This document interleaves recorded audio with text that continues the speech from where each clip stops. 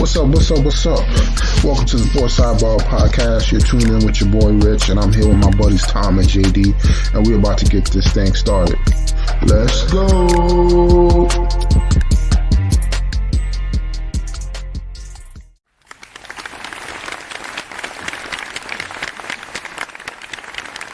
All right, ladies and gentlemen, about to kick this thing off. We're back with another one. Got episode 54 for you. How's everybody doing tonight? Doing good, Rich. How you doing? Doing great, man. Got past this flood. Football's in full effect. Just waiting for this weather to drop another 10 degrees. And then, for these trees to start turning into fall color. It's going to be a great fall season, man. Yeah, I'm excited. Can't wait for it to get going here. Yeah, can't wait to steal some my nephew's Halloween candy for Halloween. Or go to CVS after Halloween. That's when they got like 75% off on like all that candy. Get all the discounted candy. Yep. And it lasts me for like the whole over a year too. So I barely eat it. I think we just threw out our kids' candy from last year. Yeah, I remember the good old days.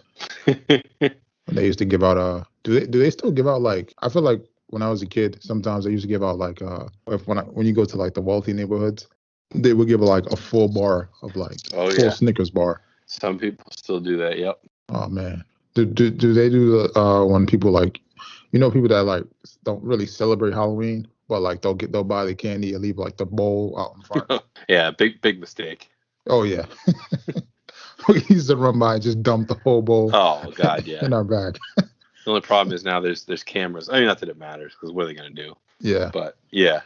No, that's those go quick. I think we did that like 2 years ago. Mm-hmm. And we were out. Well, like maybe 3 years ago, actually. The kids were smaller, and when we came back, it was already gone. I was like, "There's no way." Like some second kid who came in dumped that whole thing in their pillowcase. Like, these are all for me? Oh yeah. All right, man. So let's get right into it, man. First week in the NFL in the books. How are you feeling, man? Yeah, I felt like it went, for the most part, pretty much as expected. I think that we get into some of the games here, but I felt like the Bills, the Packers, and the Titans all underperformed, and I think the teams that we kind of probably had questions about, like the Browns, I think they showed up well in Kansas City, put a tough place to play. They had lead late, so probably could have been a game that they won. Last night's game was kind of all over the place, kind of sloppy, messy game. Not sure how the Raiders pulled that off, but could have went either way. Yeah, I mean, I just felt like, not too many surprises. I thought the Colts would play better against the Seahawks, but they didn't. And yeah, I don't know. What are your thoughts? What are your kind of off the cuff thoughts before we get into the games? I mean, pretty much what we expected to see. It looks like that whole division, with the Seahawks, 49ers, Rams. It looks like every team in that division is going to make the playoffs. The way they look. Yeah. I mean, there's nothing really too crazy. I mean, Bucks look good, without getting into the games. I'm glad we didn't have too many injuries. We had a bunch of injuries week one. So we're going to get to see a lot of the star players. Unlike last year, we had a lot of running backs go out early. So we're looking forward to seeing that. I mean, my takeaway would be that these rookie quarterbacks are, they're looking like vets. They don't look like 22-year-olds. I mean, the way some of them playing, they've been in some tight situations, close games. I mean, they've been performing under pressure. Yeah, I thought across the board. I mean, Mac Jones looked pretty good after his first series. I'm not gonna sit here and say he's the next Tom Brady, but I thought he looked serviceable. Zach Wilson had a rough first quarter, and he settled in nicely. Almost brought the Jets back late there. Honestly, out of all, Trey Lance comes in, throws a touchdown on his first pass. Justin Fields gets a rushing touchdown. I'm not gonna lie, the person who I thought looked the worst was probably Trevor Lawrence. They lost to a pretty bad Texans team. Yeah, but I feel like they got a really bad team. Their offensive line is But I mean, don't get he still had. I mean, he had 3 touchdowns, 3 picks, but I mean, he's probably gonna be going through the most growing pains as far as like the team drop, like compared to the team he came from versus the team he's on now. I mean, they got a lot of rebuilding to do, but I mean, that's why he went first. Yep. He's gonna have a lot of pressure, but I feel like he will live up to it. But I'm just interested to see how they build that team.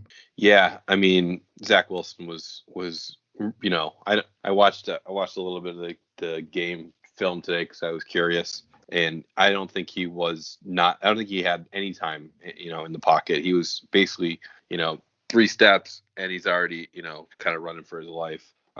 So yeah, that's not good. You don't want those guys getting hit like that early. I know he got sacked 6 times, so can't be having that. Got to give him a little more time. Mekhi Becton is out for 6 weeks. Their big left tackle, which hurts, but they will have, they got a good backup. So he's a veteran. I think it's Noah Fant will move over there. So hopefully they can stabilize that. You don't need your, 22-year-old quarterback getting drilled every time he drops back. Right. But yeah, overall, I felt like he adjusted. I mean, he was getting killed, and then he's like, all right, you're not gonna be hitting me no more. I'm screaming out the pocket. I'm gonna make some stuff happen. Yeah. So I mean, as I said, all these rookies, man, they look great. I mean, I'm not gonna say like they're the next coming of any Tom Brady or anything like that, but I mean, as the NFL is in good hands with these upcoming quarterbacks. I mean, I'm gonna be surprised to see. I feel like there's not even enough room for a quarterback now if you're coming out of college. like where are you gonna go with like all these quarterbacks? So someone's always needed a quarterback, Rich. Yeah, that is true. The Giants gonna need one too before we get to them. But I mean, let's kick off with the Thursday game. We had the Cowboys and the Buccaneers. I mean, like I said, Tom Brady looked great. Dak looks good. That Cowboys defense is suspect, but and so is Tampa Bay's. I mean, I thought that Dallas offense looked better than I was expecting. Dak looked good. I threw the ball 58 times. So shoulder must not be an issue. Nope. That line looked like it was back to semi-normal there in Dallas. But people love Zeke. I don't know. And I know that they got into the throwing the ball around here, but he only had 11 touches. I know. He just doesn't. I don't know. He just doesn't do it for me. I don't know what it is. Yeah, that was the thing I was surprised about. They didn't run the ball a lot. To try to keep it out, try to keep Brady off the field. Yeah, but I mean, you got Sue and you got Levante David. They got a pretty good front seven. The way you beat the Bucs is throwing on them. Their cornerbacks are a little suspect, and when they had one Murphy Bunton went down early. So they just picked on Davis, I think his name was. Yeah, they just picked on him the rest of the night.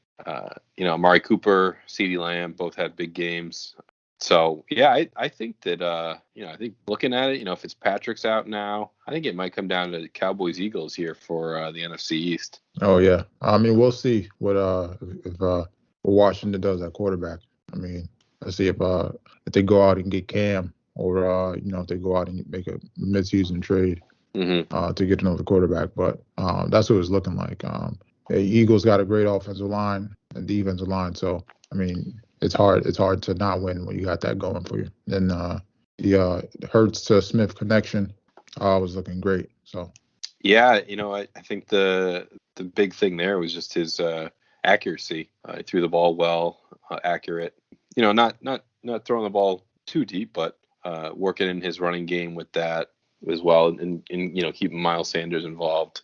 Yeah, that was maybe a little bit of surprise for me. I guess I wasn't expecting them to look as good as they were, especially on the defensive side of the ball. Mm-hmm. Yeah, I felt like there was in a full rebuild, but I mean, it looks like they definitely gonna win some games this year. Yeah. And then we had the Seahawks versus the Colts. I mean, Russell Wilson looked great. He needs to pass to DJ Metcalf more because that's my fantasy receiver. Can't go a half without giving him no targets. Come on, Russell. And then the Colts, I mean, they struggled, man. I was surprised. I thought they would have came out looking a lot better, but maybe it's because of the offensive line has some issues. So yeah, I agree. I thought they'd be better. I think Taylor's going to be Taylor. He had over 100 yards of scrimmage, but I think Wentz needs to be a little bit better. I mean, they didn't really target the wide receivers that much. I mean, Pittman had a couple targets, Paris Campbell, but yeah, and just not giving up the football. I mean, there was only one fumble, but it's tough because Seattle's a tough team. Maybe the difference, Ty made the difference because he stretches the field for them. So he does, yeah, that definitely hurt them not playing. So then we got the Chargers and the Washington football team. Your boy Herbert was looking great, straight poise. No rattle in him. I mean, he was dodging these this great defensive line left and right, making plays. Washington, they lost their quarterback, out 6 to 8 weeks. I'm interested, like I mentioned before, I'm interested to see where they go with that because they're going to need to bring somebody in. They can't just rely on anybody, especially if they want to win this division. Yeah, I mean, Heineke played well again when he came in. I don't think that Chargers defense is very good, so tough to tell that. I mean, they'll have Gibson. I think they'll be okay. I don't know. I was thinking about this more. I mean, Cam knows the offense, but I don't know what he brings over like a Taylor Heineke. At this point, Cam can't throw the ball. If he could, he'd be the Patriots starting quarterback. So I think they probably ride out Heineke and maybe sign someone to back him up. I mean, Fitzpatrick will be out 6 to 8 weeks or so. But you talk about teams that might be looking for a quarterback in the draft. This might be one of them. Oh yeah, they're definitely one of them. Us and them. Yeah, but I mean, LA's got to be able to punch the ball in. That was a big issue with them last year. They just couldn't score in the red zone. They had two short field goals again. So they got to figure that out between Eckler, Herbert, and company. Yeah, because they lost a lot of games by I think it was like 3 or 6 points or less. Under 7 points. I think they lost 4 or 5 games last year. Yeah, so I mean, and this was one of them. Would have been one of them if they would have lost. Yep. But I mean, they pulled it together. So hopefully, they learned from their mistakes from last year on how to close games, and they carry that on to this season. Mm-hmm. Then we had the Steelers and the Bills. I felt like a lot of people were surprised about the Steelers defense. Yeah, I don't think that people, they lost Bud Dupree, and people were concerned because TJ Watt wasn't around all in the off season waiting for his contract, which he got finally right before the season. But I think I feel like people just didn't know what they were going to get, and obviously, you still got Minka Fitzpatrick, Devin Bush, Joe Hayden, Cam Hayward up front, and then obviously TJ Watt on the outside there. They're solid. They played well. They kept a relatively high-scoring Buffalo Bills team, or at least was expected to be a high-scoring Buffalo Bills team this year. Kind of kept them in check. Yeah, they pretty much did a giant Super Bowl move where they just rushed 4 and everybody else was in coverage. Mm-hmm. And those front 4, they were getting after them. So they just kept them in the pocket. They weren't letting them scramble too much. But I mean, it's gonna be interesting to see if that Steelers team can put up points because I mean that defense is gonna show up, but it's gonna be certain teams like the Chiefs, just high scoring teams that they're probably gonna struggle against because I don't know if that offense can pick up the slack on their end and score enough points. Yeah, exactly. They had the one special teams touchdown. Yeah. So yeah, if they're gonna beat some of those higher scoring teams, they're gonna have to score. Figure out how they can score in the potentially up in the 30s somewhere. Oh yeah. Then we had you had the Jets and your Jets and the Panthers, man. I mean, your quarterback was looking good, like we just talked about. Your ex-quarterback was looking good. Yeah, I think he got a little bit overrated in that game. He didn't really do much. He had the one pass to Robbie Anderson after that. I mean, if you look at the stats, you watch kind of the replay. There's a lot of checkdowns, short passes. I mean, he didn't make any mistakes. He managed the game, got the ball to McCaffrey, did what he's supposed to do, and the defense held the Jets to 14 points. So I think that with a good quarterback there, or a better quarterback in Carolina, I think they probably blow the Jets out of the water. So, but yeah, I mean, the Jets took about a half to try to figure out how to play football again. The running game was non-existent, but bright spots. Corey Davis looked pretty good. We'll have hopefully have Jameson Crowder back this week. That'll be a good kind of safety blanket for Wilson, and I expect you're probably going to see more Ty Johnson, Michael Carter out of the backfield. But yeah, I mean, well, this team really just needs to be able to protect Zach Wilson, give him time. Looks like he was hitting his targets much better in the second half. Mm-hmm. So yeah, I mean, we got the Patriots this weekend, so it's always a tough one. Good one. Yeah, down in New York, two rookie quarterbacks. But yeah, we'll see what they're made of. Oh yeah, looking forward to that. Should be a good game. Because I mean, the Miami game and New England game was great. I mean, they both came down. Miami won by 1 point. Two Alabama quarterbacks going at it. I'm interested to see what the Patriots scheme up offensively to try to put some more points up on the board. Yeah, it was another thing. Like, in that game, they seemed to be moving the ball well, then they would just get hung up. and couldn't get it. When they got inside the red zone, they just couldn't punch it in. Yep. I mean, they got to figure out some how they're gonna who's their go-to for finishers Right. as far as Right. getting in the red zone, Right. because they don't really have that big receiver. No, but they got Jonnu Smith and Hunter Henry down there to finish plays off. Yeah. I mean, we're gonna have to wait and see. I don't know. Yeah. I don't know. I think it was different though when they used to have that double tight end set back in the day. Gronk was just bigger. Yeah. I mean, don't get me, John was big, but Gronk is a huge dude. So Yeah. then we had the Browns and the Chiefs. Browns defense didn't show up, man. They did for a while. Holding Patty Mahomes down is difficult. But I felt like they played a good first half. They held them to 10 points, and the game really just turned on that 75-yard fling from Mahomes to Tyreek Hill. Got him within what was it? Got within like 4 points, 3 points, and then they had the bad snap or the kick. Punter couldn't hold the ball for the Browns. Next thing you know, it's 33-29, and that's ball game. So, outside of those two plays, I thought they played a pretty good game. Baker managed the game well. Felt like he played well. Nick Chubb showed up, and Kareem Hunt with the good offset to Chubb. Yeah. No Odell Beckham. I felt like that may or may not have been a good thing. I don't know. I feel like they just played better without him. They spread the rock around. we're gonna see. I think he might be coming back this week, so we're just gonna have to wait and see, man. But like I said before, I wouldn't be surprised if he does get traded, because maybe they feel like they don't need him at this point. Yeah. But I hate to see him get traded like that, because he's a former Giant. So I know. Then we had the Packers and the Saints. Looks like the Packers they were not ready to play on Sunday. Saints lift them up. They need to go to Alvin Kamara more, because he's my fantasy running back too. So Winston was great. He managed the game, didn't have any turnovers. He'll probably get most improved player this year if he keeps it up. So yeah, he didn't have to throw the ball a ton, but again, didn't make any mistakes. Felt like Sean Payton brought Taysom Hill in just enough to maybe keep Winston on his toes a little bit. The defense played really well against Rodgers. Kamara still got 20 carries, a couple catches, a touchdown. So don't be too upset with his usage over there. You don't want him to burn out early. Mm-hmm. But yeah, we'll see how they kind of weave Taysom Hill in here, and if they can keep Jameis from making the mistakes.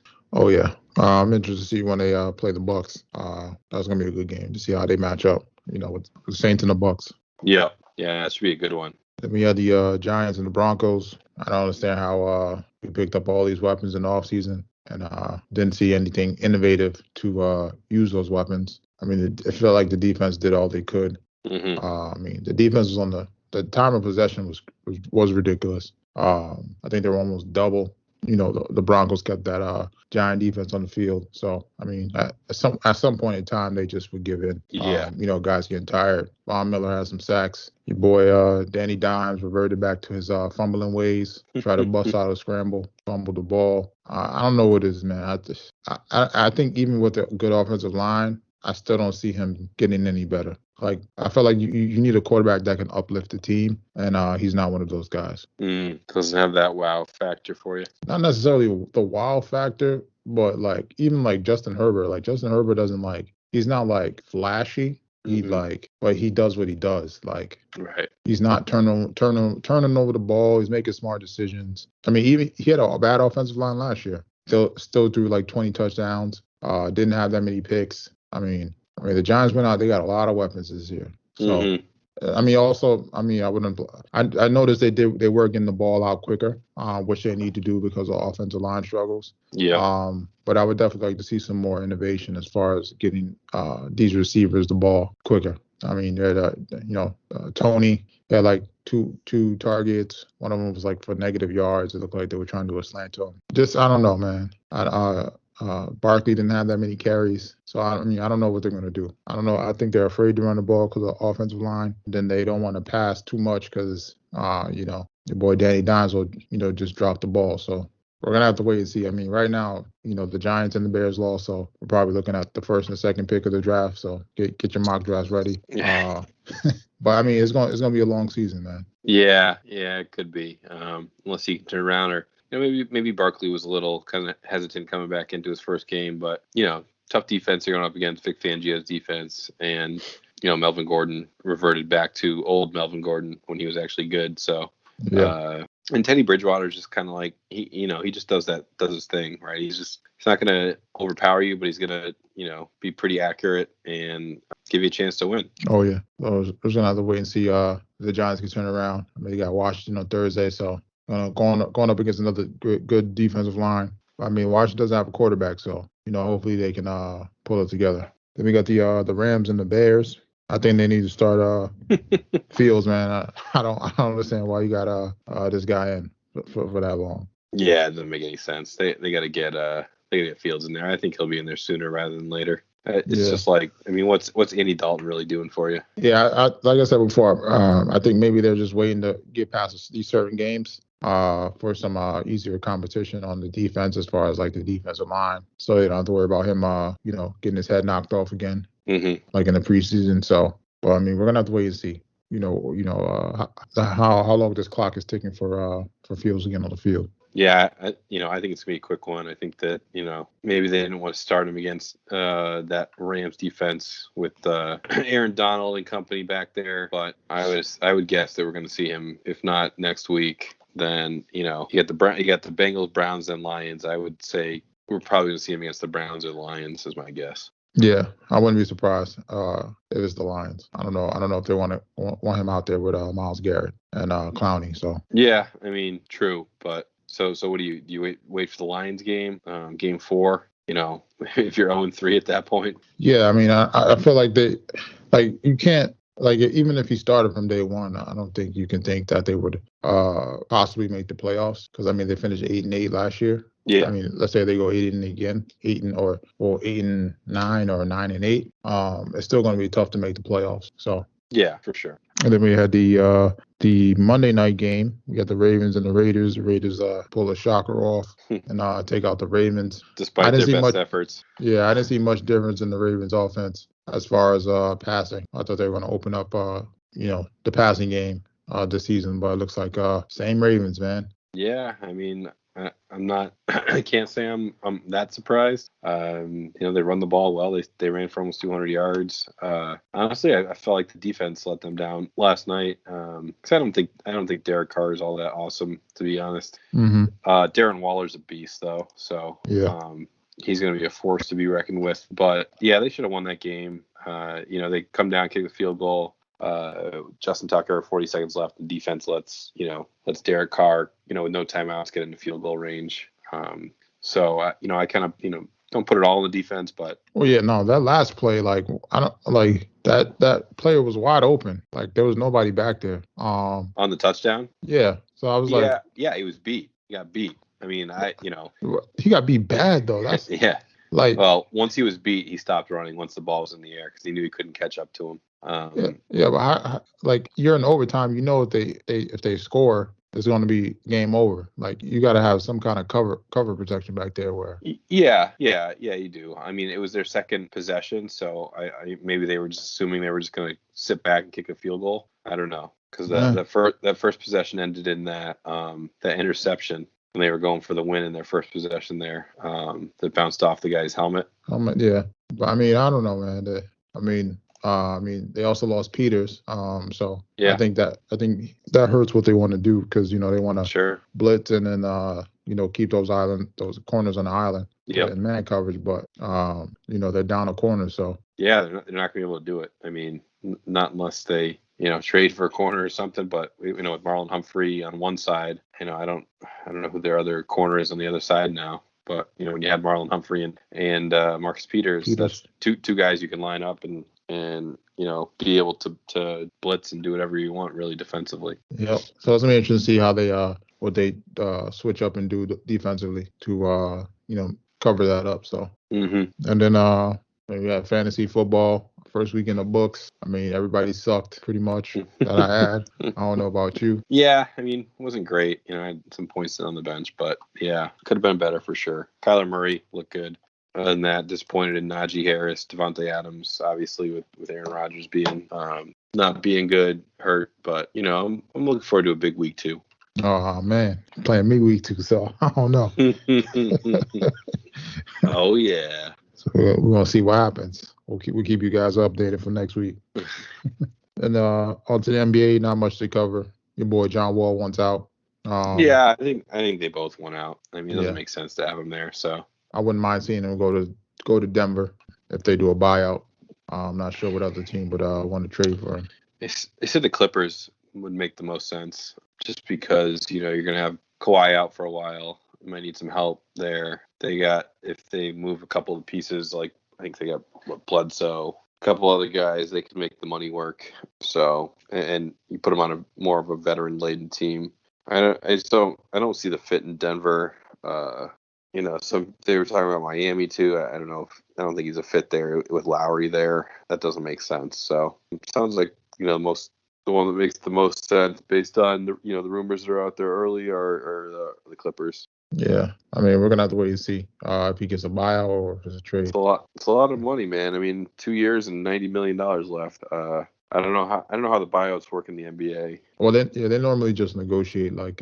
Yeah. But I don't know if it goes against your cap still. Like, so the problem is like next year, if he's not on your team, I mean, with Houston, right? Are they still taking a $45 million hit, or do they just have to take it for this year, buy him out, and then they're off the books next year? Well, no, it still hits the cap, but it depends. So like, I don't know if you remember like when they had like the Allen Houston buyout. Or the Joakim Noah buyout. Yep. They did like, let's say he was owed like 50. They do like, they bought it out for like, let's say 40. Then they'll pay him 20 this year. And then the rest they like disperse over like a 5-year span or like something I get like that. So I didn't know what the cap implications were. Like, where's the dead money? Yeah, I think it just all depends on what they negotiate. Okay. On because I know sometimes some teams spread it out, so they don't take a huge hit that second year or first year. So we're just gonna have to wait and see. Because I think Joakim Noah was still getting paid like the past like up to like two or 3 years ago. Every time I checked the Knicks salary cap, you always see that dead cap hit, and that was his money, man. Yep. And then Aaron Gordon resigns with the Nuggets. I guess nobody wanted him, so. Yeah, I mean it was the only move they had really, was to re-sign him. They gave up some assets and I don't think he had the value anywhere else really. Yeah, but I mean, kind of disappointed in it because I want to see my man Bol get off the bench, so taking on my man Bol's minutes. So yeah. But I mean, we're gonna have to wait and see if he can fit into that team, because it looked like he struggled last year. So yeah, he did. Maybe another working out for the summer and early fall, he can figure out how to fit in there. Yeah, and then that might be it for the NBA. And then on to the MLB. I mean, we got the wild card race, between the Yankees, Red Sox, and the Blue Jays. Yankees creeping back up in that second spot. Dark Blue Horse Jays. Mariners too. Oh man, they updated. Oh man. So I mean, this is a race, man. And it's too tight. Nobody can afford to really lose games. It's gonna be interesting to see what two teams can get out. I know the Blue Jays are up by a game, so everybody's in playing for that second spot right now. So yeah, it was a big win for the Yankees yesterday. Judge bailed them out again. Didn't have a good showing against the Mets over the weekend. Nope. Bullpen still had trouble. So yeah, Toronto's hot right now. They won 9 of 10. Vladdy Jr. going for the Triple Crown. Yep. You think he can get it? I think he can. But the thing is, like if he gets it, you think he can be the MVP over Ohtani? I think if he gets the Triple Crown, he'll be the MVP over Ohtani. Yep. Ooh, I feel like everybody's already gave Ohtani the MVP. So Vladdy got hot. Yeah, I mean, overtook him in home runs. So, I mean, I'm interested to see how much of a gap he can create in the home run area, and also gain a Triple Crown. So. Yeah, we'll see. I mean, and he's got them in the playoffs. I mean, yeah. I mean, the Angels are 3 games under 500. So exactly. I mean, you got that has to give some kind of merit if you're carrying your team into the playoffs. So. But we're gonna have to wait and see these last few games, see who can clinch the spot. I mean, the only team that clinched was I think the Giants Yep. smacked up the Padres the other day. So yeah, the Giants are in. They got a 2.5 game lead over the Dodgers. So that division will get one of those two. Both those teams will be in the playoffs, but who's going to be in the wild card? And then then in the NL, it's a fight for that second wild card spot. You get the Padres, Cardinals, the Reds. So yeah, that's another one that's a battle. Yeah, it's gonna be a photo finish.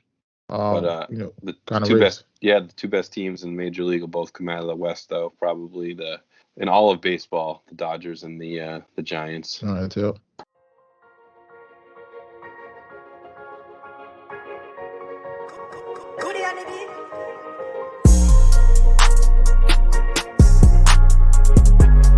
And then, ladies and gentlemen, it's that time again. We got another edition of JD's Bites and Brew. What you got for us? All right. So this week we got a baked chicken parm. Okay. It's kind of a new way. I'm all about breading that bad boy up and frying it, and tossing a big glob of mozzarella on there. But this time was a little bit different. So what he did was butterflied out the chicken breast, smashed it real thin, and then really just threw it on parchment paper and tossed some a little Parmesan cheese first, and then on top of that, just a little bit of breadcrumb, and then on top of the breadcrumb, Italian seasoning, garlic powder, salt, pepper, and then put it in the oven for 20 minutes at 400 degrees, and then it comes out. Throw a spattering of fresh mozzarella on there. Throw it back in, and then while that's going in there, while that's melting the cheese, grilled a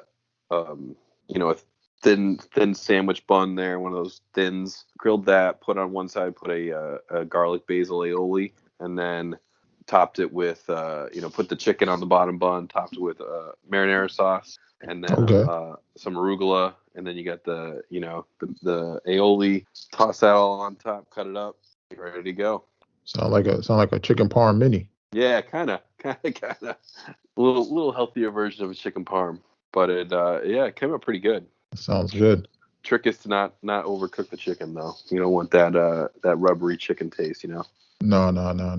And then when you put the bread on the chicken parm, you gotta dip the whole joint in the marinara sauce. You can't just put no marinara sauce on top. Yeah, you load it up. This is definitely the way to go. And then, what did you guys drink that down with? All right, so with that, actually had a friend that went up, played a golf tournament up near the Canadian border, up in Vermont, near Hill Farmstead. So one of the top rated breweries in the world. Been there a few times, really cool place. But he grabbed me a 4-pack of Citra. So it's a single hopped IPA, just over 6%. But they generally they name their beers after family members, but this one, this series they name after the hop that they use. So Citra's the hop, and they do a double Citra, which is also really good. But Citra's like the kind of lighter version of that, and it's just really smooth, really good summery type beer. Citra hops are very floral and kind of they just make remind you of summer, I think. Smooth, citrusy. So yeah, it's delicious. I mean, I don't think I've ever had a bad beer from there. And love going up there. It's a 4-hour drive from me. So not somewhere you go all the time. But I'd probably give it a 8.5. Oh shit. Back on the map right now. Oh yeah. I mean, if you're driving, if you have to, you're up in the middle of nowhere. You got people coming from all over the world. They got good stuff. Oh yeah, that's how you know something's good when you're driving. That far for something. And that's JD's Bites and Brew. And then for the BRR this week, not much. Checked out this the new movie Malignant. It's the one of the producers of that did The Conjuring. Kind of like a similar situation. I'm trying not to give it away. Reminded me of one of the episodes of Tales of the Crypt. Overall, I'll probably give it like a 6 out of 10. Okay. It wasn't bad, but then when it got to the ending, like I don't want to give it away, but like come to find out like what the monster or ghost was, it was just like really. I hate Like those endings. yeah, I don't want to. I mean, it made sense, but then it's just like That's the best you could come up with. yeah. Yeah. I don't want to give it. You just got to watch it, and when you watch it, you'll see like at the end, like when they reveal it. Man, I just can't really talk about it, man. It's just like Yeah, I hear you. without giving it away. But if you Mm-hmm. watch it, let me know, and then we could talk about it. So I don't want to spoil it for you because I know you guys like horror movies. Yeah. And then if you like shows, definitely check out C. It's one of the Apple shows. It's like Game of Thrones-ish, but people are blind, Mm-hmm. which is very interesting because some of the people, the way like they use tactics to fight and the way they fight, has your boy Mimosa in there. Second Mm-hmm. season. Second season is probably like on the third, fourth episode. Has Batista in there. This is his brother, but they're going at it back and forth. But overall, it's a good show. It's probably the best show, in my opinion, that Apple has on their streaming service. So Better than Ted Lasso? I like it better than Ted Lasso. But those comedy people, they're gonna love that Ted Lasso. So then I'm checking out some new shows, trying to catch up on Money Heist. People were telling me about that. Mm-hmm.